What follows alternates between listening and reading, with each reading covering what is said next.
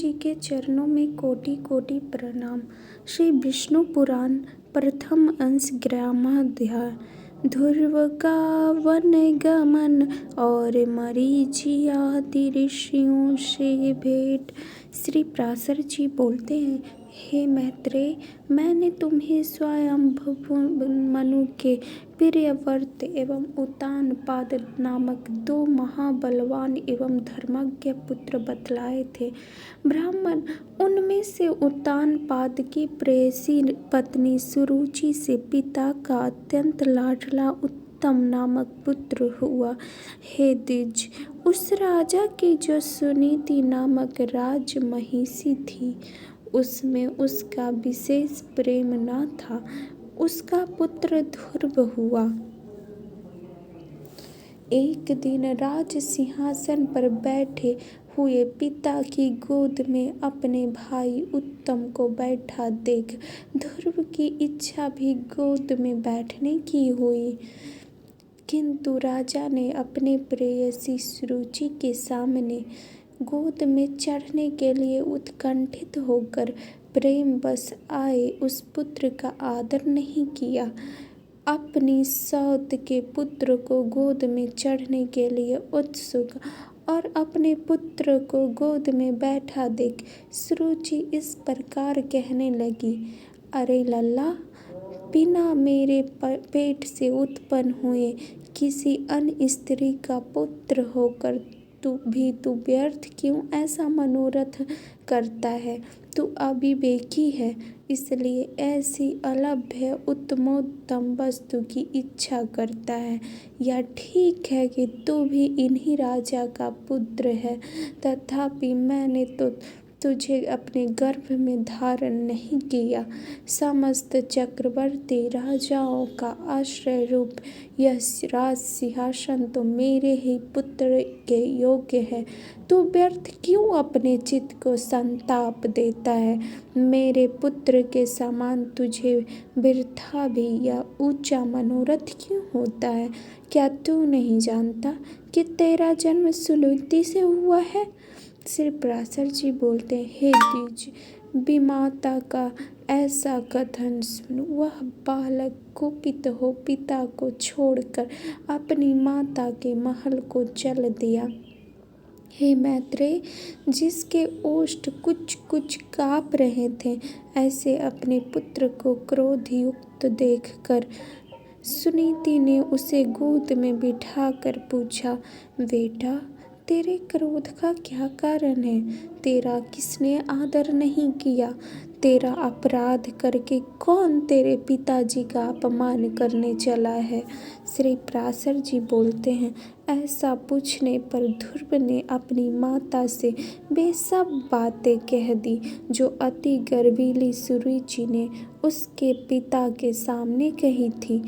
अपने पुत्र के सिसक कर ऐसा कहने पर दुखी ने सुनीति ने खिन्नचित और दीर्घ निश्वास के कारण मलिन होकर कहा।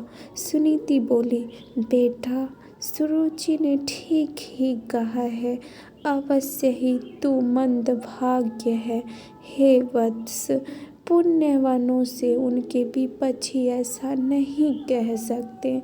बच्चा, तू व्याकुल मत हो, क्योंकि तूने पूर्व जन्मों में जो कुछ किया है उसे दूर कौन कर सकता है, और जो नहीं किया वह तुझे दे भी कौन सकता है। इसलिए तुझे उसके वाक्यों से खेद नहीं करना चाहिए।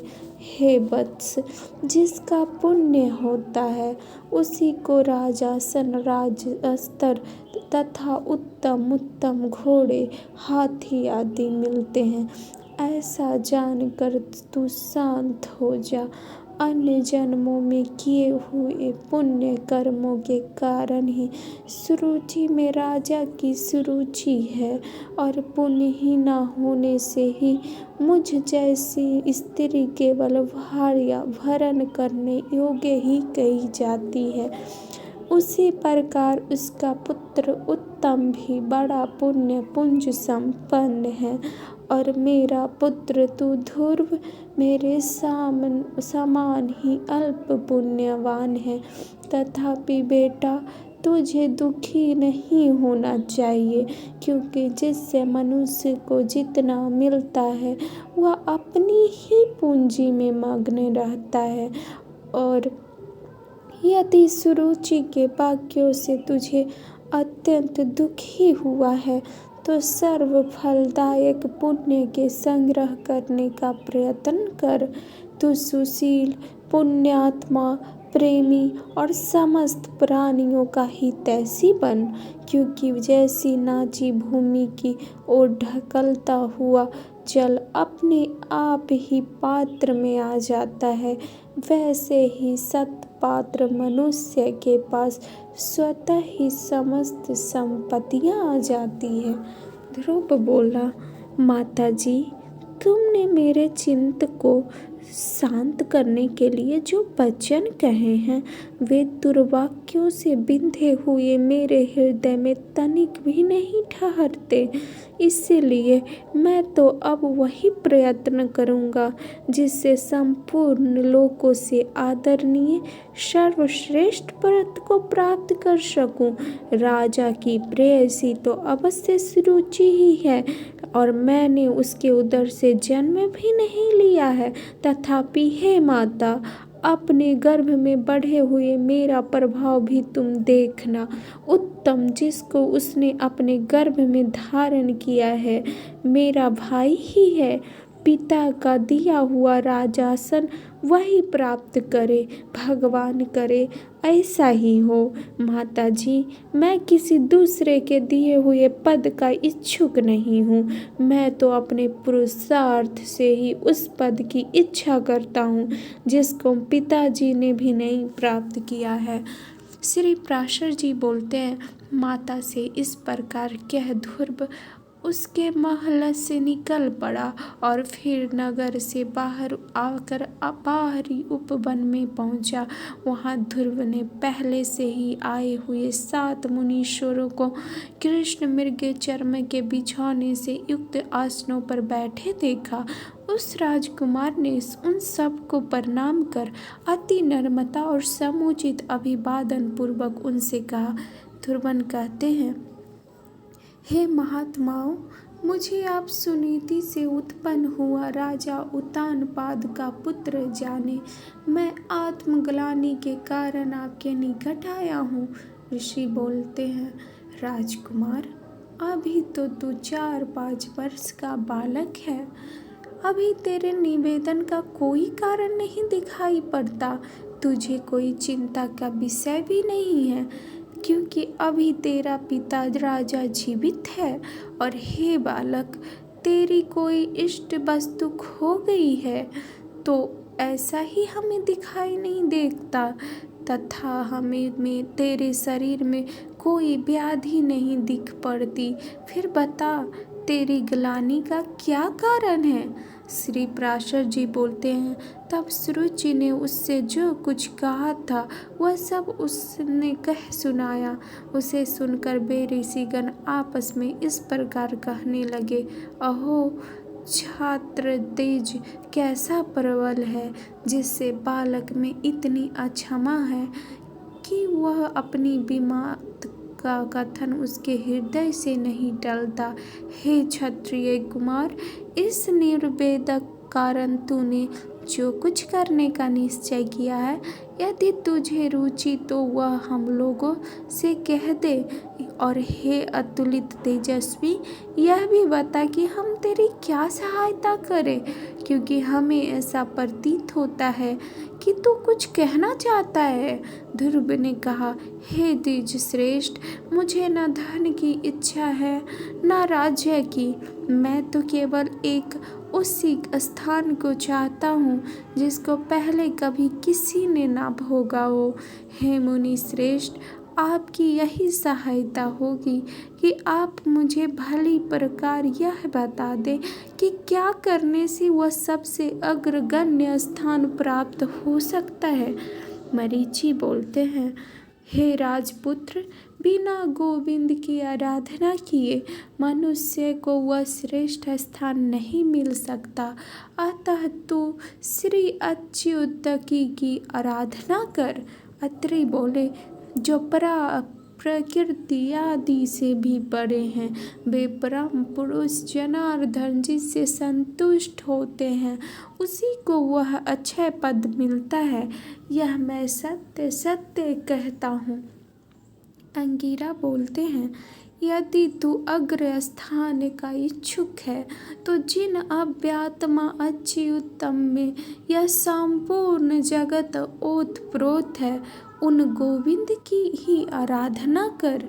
पुलसत्य बोले, जो पर ब्रह्म परम धाम और परम स्वरूप हैं, उन हरि की आराधना करने से मनुष्य अति दुर्लभ मोक्ष पद को भी प्राप्त कर लेता है।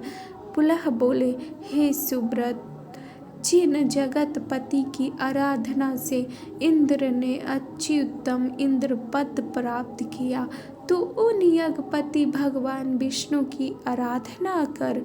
क्रतु बोले, जो परम पुरुष यज्ञ और योगेश्वर हैं, उन जनार्दन के संतुष्ट होने पर कौन सी वस्तु दुर्लभ लग सकती है। वशिष्ठ बोले, हे वत्स, विष्णु भगवान की आराधना करने पर तू अपने मन से जो कुछ चाहेगा वही प्राप्त कर लेगा। फिर त्रिलोकी के उत्तमोत्तम स्थान की तो बात ही क्या है।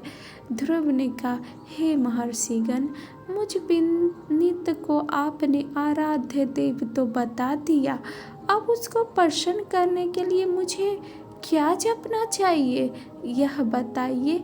उस महापुरुष की मुझे जिस प्रकार आराधना करनी चाहिए वह आप लोग मुझे प्रसन्नतापूर्वक कहिए।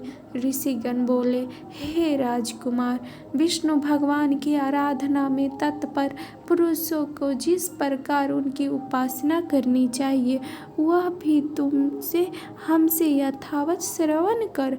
मनुष्य को चाहिए कि पहले संपूर्ण बाह्य विषयों से चित्त को हटावे और उसे एकमात्र उस जगदान में ही स्थिर कर दे। हे राजकुमार, इस प्रकार एकाग्रचित होकर तन्मय भाव से जो कुछ जपना चाहिए वह सुन। ओम हिरण्यगर्भ पुरुष प्रधान और अव्यक्त रूप शुद्ध ज्ञान स्वरूप वासुदेव को नमस्कार है। इस ओम नमो भगवते वासुदेवाय मंत्र को पूर्व काल में तेरे पितामह भगवान स्वयंभुव मनु ने जपा था। तब उनसे संतुष्ट होकर श्री जनार्दन ने उन्हें त्रिलोकी में दुर्लभ मनोवांछित सिद्धि दी थी। उसी प्रकार तू भी इसका निरंतर जाप करता हुआ श्री गोविंद को प्रसन्न कर। इति विष्णु पुराणे प्रथम अंश एकोध्याय। यह विष्णु पुराण प्रथम अंश का 11वां अध्याय था। श्री राधे राधे।